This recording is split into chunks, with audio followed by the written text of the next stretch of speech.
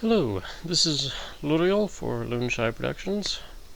I came across this game from Game Grumps. They did an episode on Steam Drain that, while I couldn't tell much about the game itself from it, I quite liked the way it looked. And as such, with Steam recently having a sale, I picked it up. I have not seen a game quite like this since 1999 or so. That game was Star Wars Episode 1 Podracer. I love that game. I've played it... I've played it for past... almost 20 years. Off and on, but I have still played it. I loved the way that it was. It was one of the few games that you have an insult button that it doesn't revolve around insulting. And I also was fairly good with the dual stick, hidden dual stick mode, although that was a little tricky. So, anyway, this is Redout. There's a photosensitivity warning here if you need to be aware of it. Otherwise, this is Redout. It is a game that is kind of what you would envision when you hear the words Wipeout plus Podracing.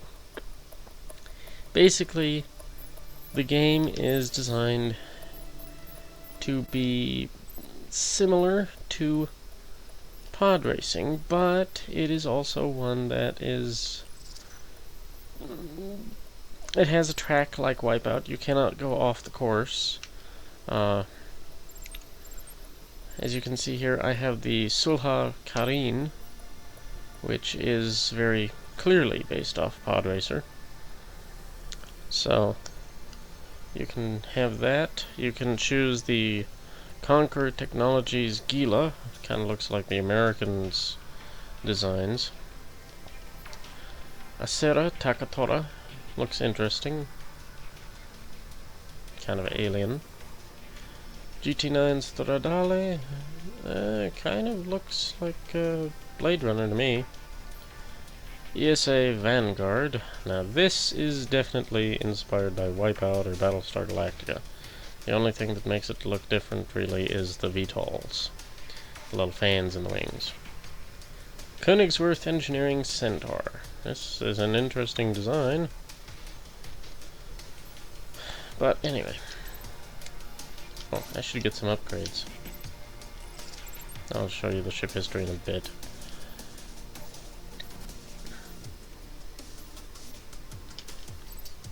Yeah. Okay. Ship history. Design principle behind the Kareen was basically attach two gigantic engines to a cockpit, simply because the design team couldn't find a way to get rid of the cockpit. Each engine is completely autonomous and independent. It also contains its own energy turbine, battery accumulator, and fuel tank. Sulha even experimented with 3 engine blocks, the third one suspended on the central axis beneath the others, before realizing that alignment, cooling, and weight problems made the solution unviable. All controls for the pilot are duplicated. Each engine and energy battery can be controlled autonomously. This makes driving the Kareen very different from other Redout ships. Pilots need extensive training in order to be competitive, but the blazing fast speed of the ship made it competitive from day zero, since it was introduced in 2553.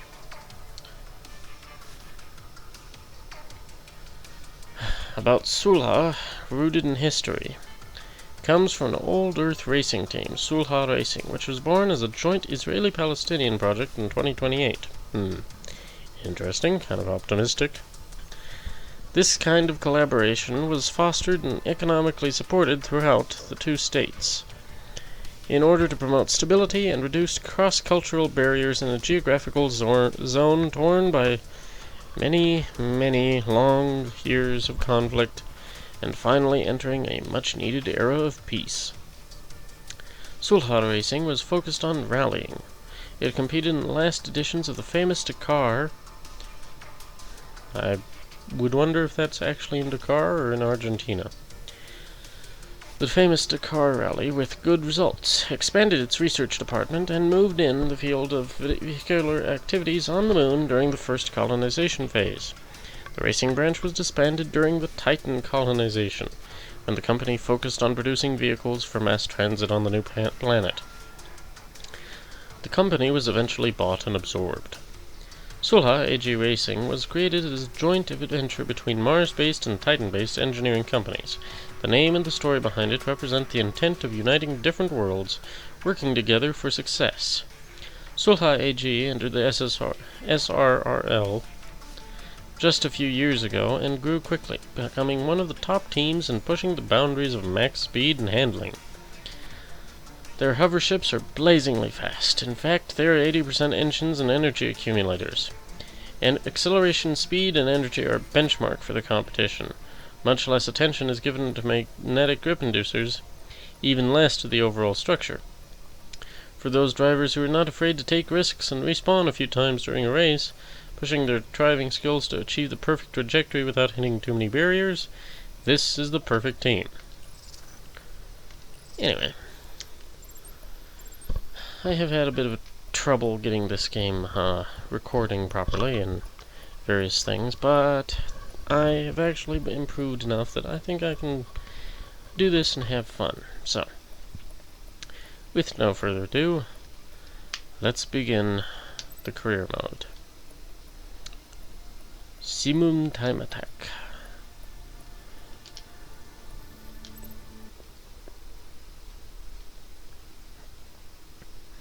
One of the things that makes Redout unique over Wipeout and the others is you actually get a pitch control. You can tilt your nose up or down, and that is actually ties in with the name of the game. A Redout you get whenever you're heading vertically up, I think, and a blackout you get when you're heading vertically downward.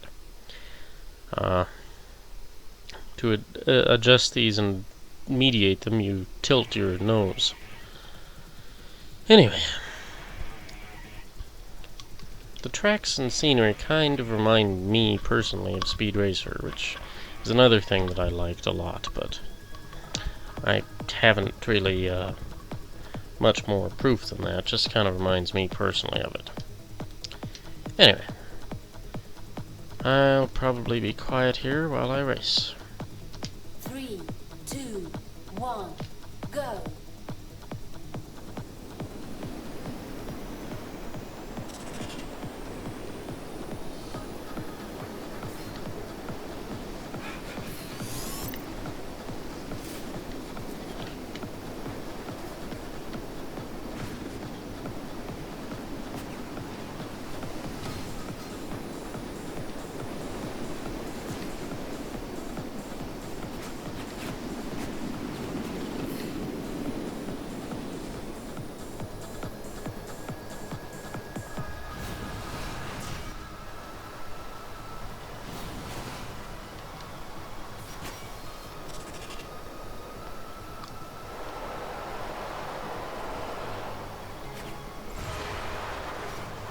That would be a Redout.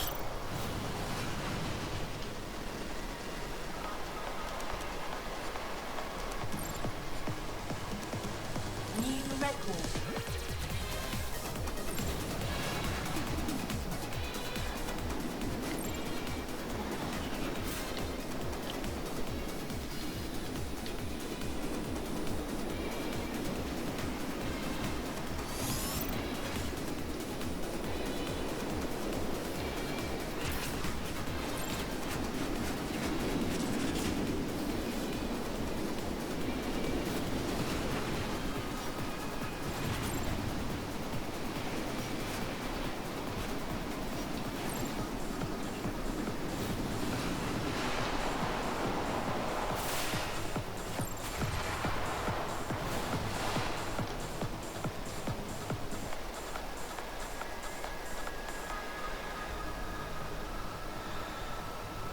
Final lap. New record. Danger.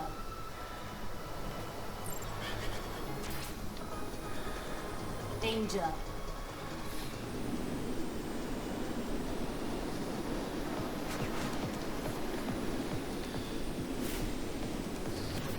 Ah.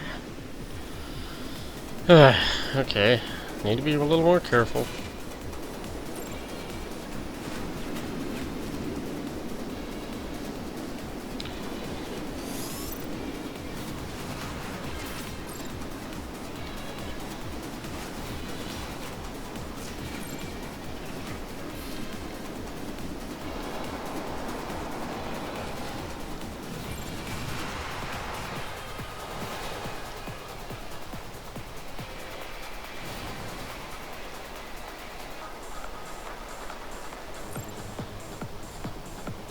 Finish.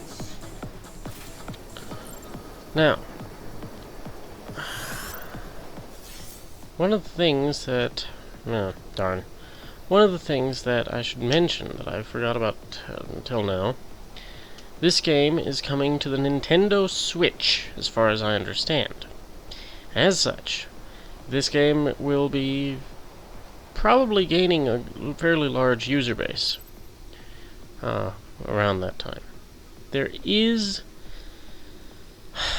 online support, but I haven't been on at the right times to get many players with that. I'll try that again later, but let's try that again.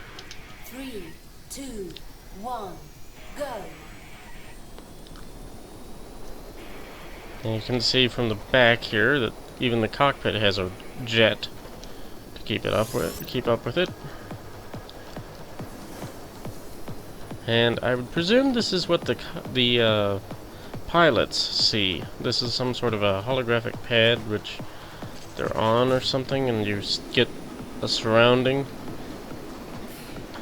Because there need to be engines if they're not. That's not in this cockpit, because that would show the engines at the sides of it, but...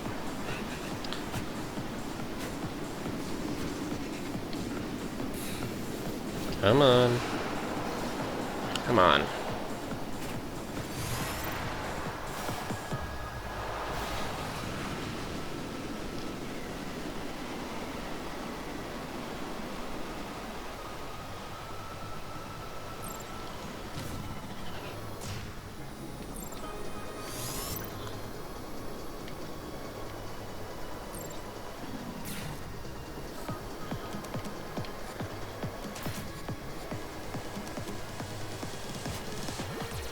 As far as I understand, redouts and blackouts do not actually slow you down, but they do make it hard to see, so you may slow down anyway, or at least be more prone to running into things.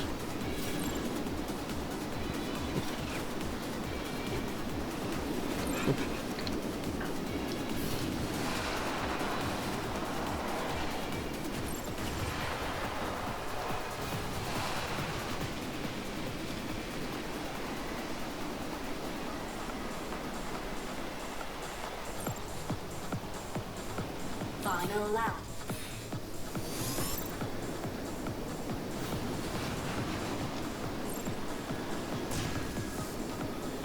Danger.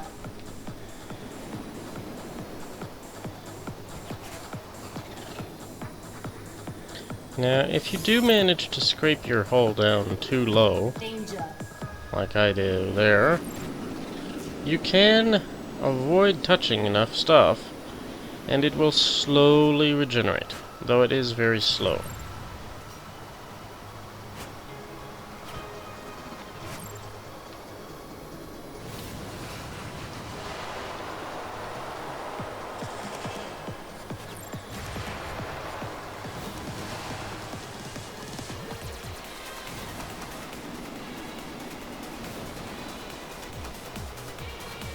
Finish.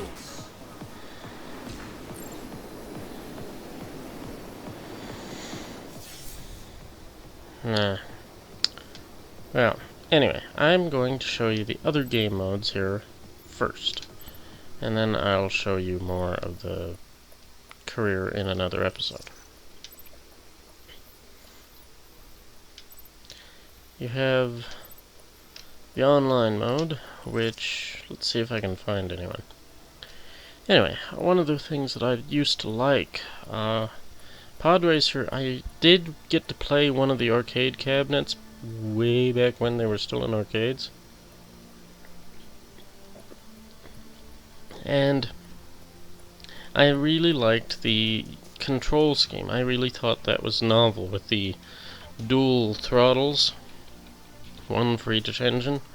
The dual stick mode on the N64 kind of imitated that, but those little tiny sticks weren't quite as nice feeling as the actual throttle controls on the old arcade cabinets. But I loved the atmosphere of Episode 1 Racer, because it's one of the few games that has been done for racing, where rather than menus like you have here, everything was a location, a small setting, and they would have water would grumble and various complaints and such. It was kind of a world that you stepped into, rather than more of a game that you played. So, okay, no suitable race, hosting a race. Let's see what I can get.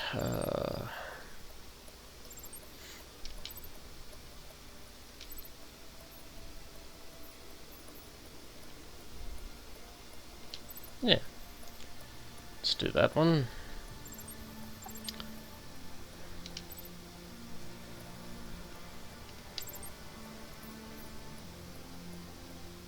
May as well get the upgrade.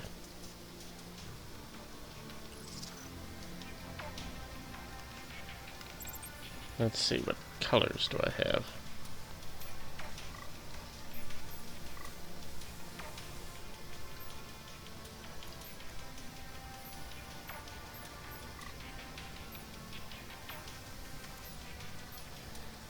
I'm gonna go with that one.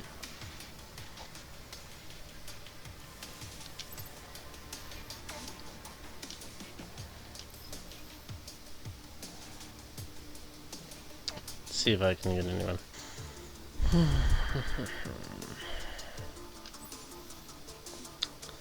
Well, it doesn't appear that I'm finding anyone, so I will have to do that another time. But you can actually race against actual people. Let's go back and show you the other course.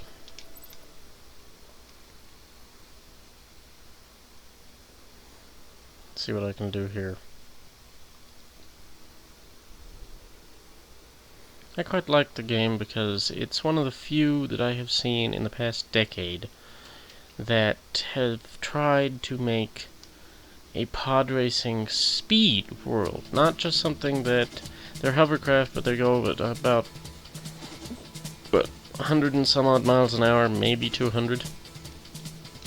This is one of the few that it actually does feel like down there, that's an accurate mile per hour. Now yes, I will admit, the tracks must be gigantic, but they do actually feel like it.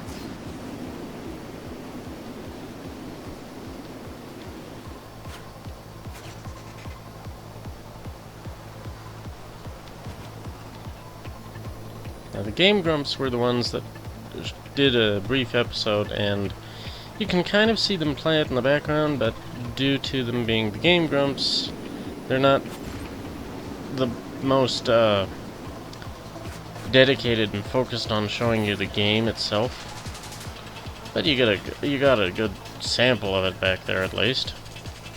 I really hope this game does well with the Nintendo Switch.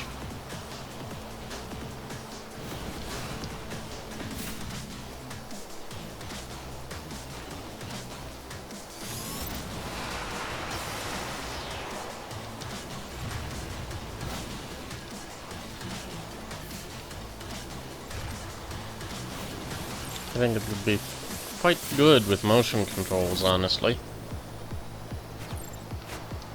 This actually is VR compatible, if you would care to, if you have such capabilities. Both Oculus and, I would presume HTC Vive are compatible with it.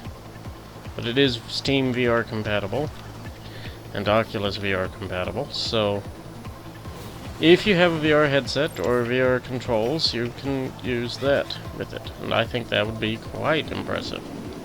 I'd love to try it with that once, but I do not have a VR headset, so not even sure if my computer would be able to handle a VR headset.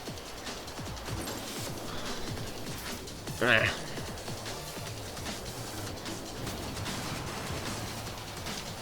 I forgot to... That's what you get if you scrape your nose against the loop.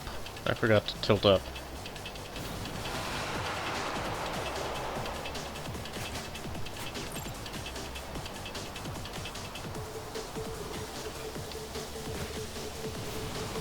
Final lap.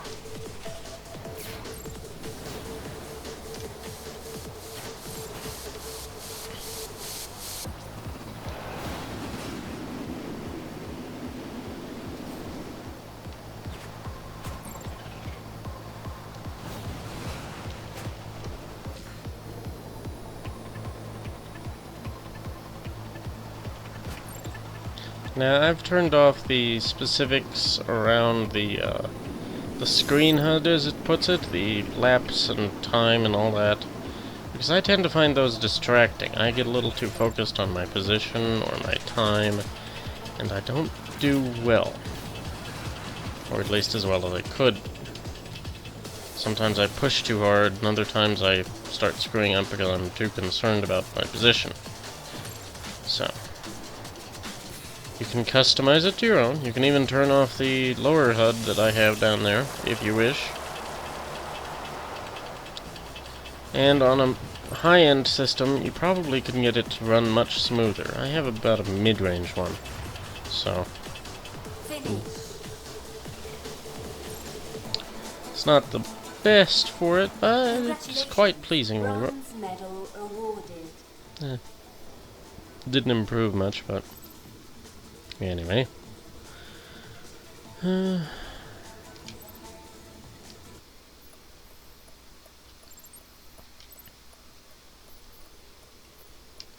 me show you what the actual race is like with other competitors.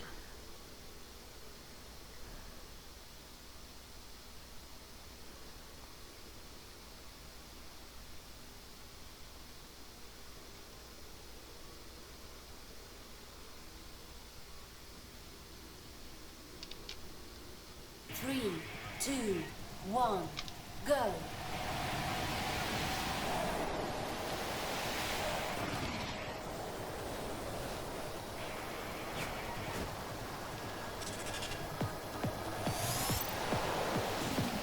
Ah! Tangling, huh?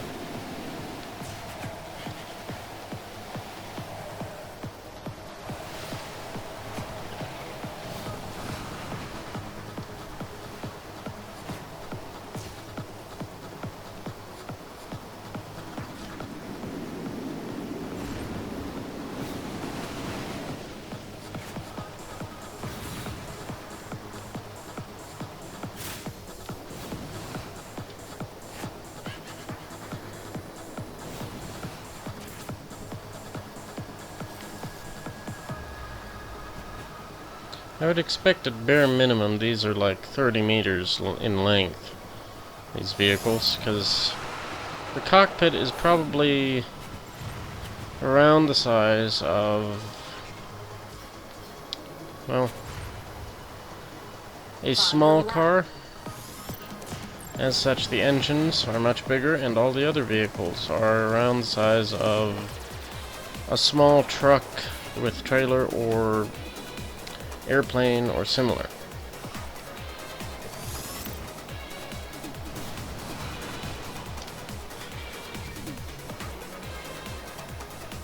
Of course, if it is actually a holographic interface, I guess you could argue that they're ridiculously small, but I think that runs counter to the nature that they're in, so.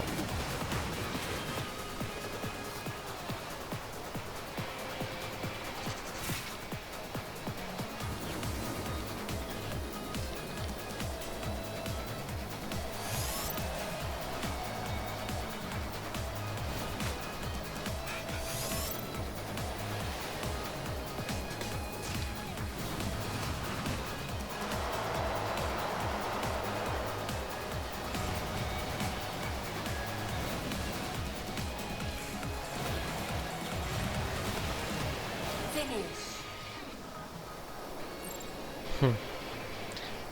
Not sure if I won or not. Congratulations. Gold medal Good. awarded. Anyway, that's a brief preview of Redout. In future videos, I will continue with the career mode, and you'll get to see my progression through it.